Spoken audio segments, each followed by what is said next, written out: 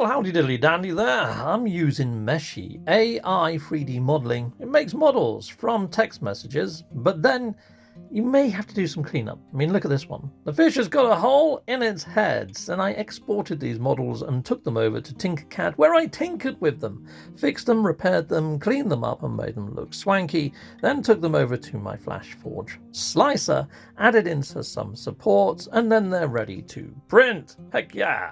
Okay, chums, so here is my little dragon and my koi carp model inside of the Flash Forge printer. I'm just hitting print, and away it goes.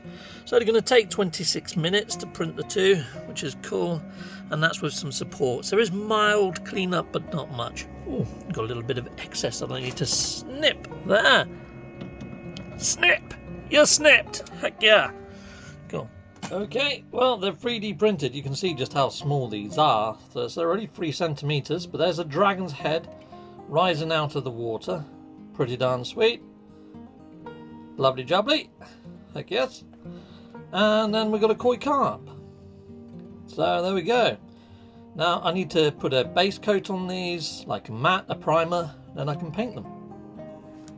So I 3D printed the dragons and the koi carp. Now I'm printing an actual board piece. Yeah, a special board piece. I'll show you it once it's done. There we go, chums. It's finished. Nice. Awesome. There's my nice little custom tile. My little sort of motif in the middle of 2 little koi carps. Yeah, sort of in a yin-yang type thing. Awesome. Now I've got to paint. Okay, chums, well, I've got my little spray booth, which is just a cardboard box for coffee pods. And now I'm going to be spraying them with this sort of grey, matte sort of surface. Right, I don't want my spray booth to blow away, so I've covered it in stones, because it's very windy today. I'll come back when these are dry, and then we're going to be painting these up. Right, now just add a base coat, making some white and some black. Okay, and now I can start painting, because I've got my base coat on. And yeah, I've already started painting all of the actual dragons and everything else. I've got their base coats on. Just starting with this one to make it look like water. This is the game that I'm doing the 3D printed bits for. It's called Tsuro of the Sea. There's a couple of different versions. This is the sea one that comes with little boats.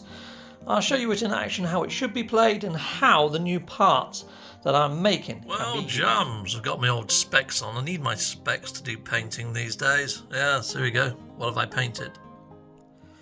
Well, there we go. That's the finished tile. I mean, it's still drying. You can see that the paint is still wet.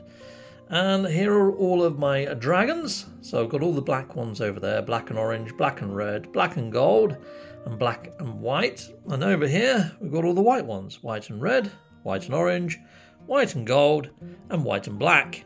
So, yeah, I think I've done a good job of painting all of these.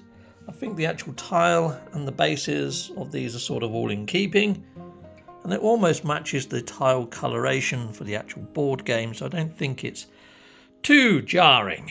Anyway, now on to how to play using this expansion. Okay, so in a normal game of Tsuro, if a player was to put down a piece that would then make it so one ship collides with another ship, both players end up being eliminated. Okay, so my expansion pack, what does that do and how does it change? Okay, so at the start of the game, the players choose their characters. So you choose the koi carp with the corresponding dragon. So black and red, and we've got white and red there. Okay, right, so then the players will place their koi carp on the edge of the board and choose where they want to go. So I'm going over there. Okay, now these, the dragon heads, just go to one side, just for now. Now, Tsuro of the Sea comes with a gold and a blue dice. And along the side, you've got blue numbers and gold numbers. Roll the dice. So I've got a gold 3 and a blue 2. So the tile that I've 3D printed goes on that square. So blue 2 there. And gold 3, we'll place it around there. Okay, right. So now that tile's in place.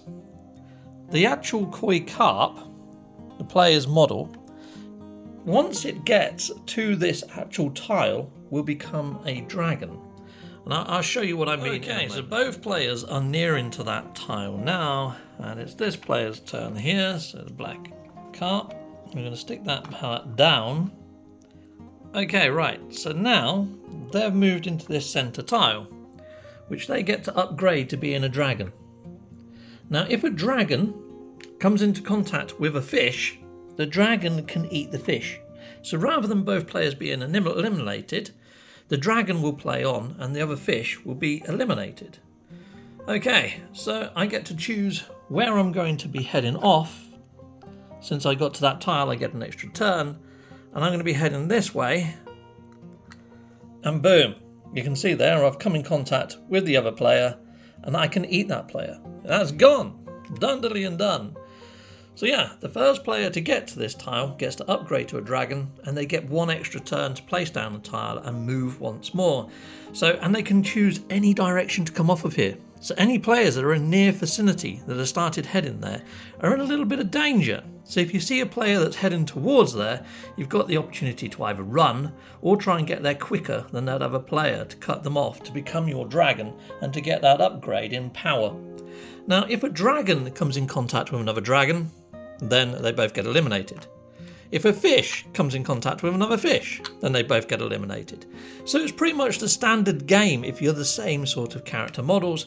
It only changes when one player is a dragon, one player is a fish, the fish gets eaten, and the dragon continues on. So chums, I feel this adds an extra dimension of play. It almost turns it into a game of Pac-Man in a roundabout way, doesn't it? Which is pretty darn fun.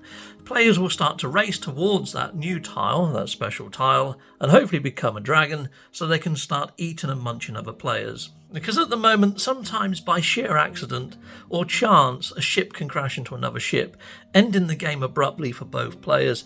And I feel that this expansion pack adds to that sort of fun element, but then also adds an extra element of tactical stuffage to the play.